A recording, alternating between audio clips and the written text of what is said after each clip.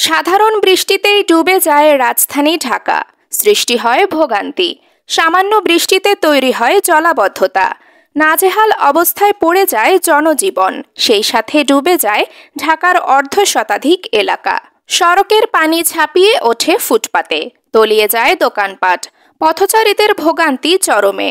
ঢাকায় কোথাও আধ ঘন্টা ঝুম বৃষ্টি হলেই এমন পরিস্থিতির মুখোমুখি হচ্ছে নগর জীবন। কিন্তু কেন বৃষ্টি হলেই এমন জলাবদ্ধতা দেখা দেয় রাজধানীর বুকে?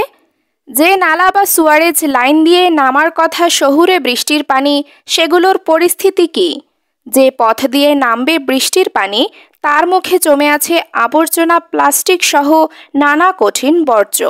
ড্রেনের প্রবেশপথ ছাড়াও ভিতরে একই ধরনের নোংরা জমে থাকায় স্বাভাবিকভাবেই প্রবাহিত হতে পারছে না পানি। তাই বৃষ্টি হলেই তলিয়ে যায় অলিগলি থেকে প্রধান সড়ক। গবেষণা বলছে রাজধানী ঢাকায় ৬,১০০ টন গৃহস্থালী বর্জ্য উৎপাদিত হচ্ছে প্রতিদিন, যা নির্ধারিত স্থান বা ডাস্টবিনে না ফেলায় অনেক ক্ষেত্রে এসে জমা হচ্ছে ড্রেনে। অচল করে দিচ্ছে নগরীর পানি নিষ্কাশনের স্বাভাবিক ব্যবস্থাপনাকে।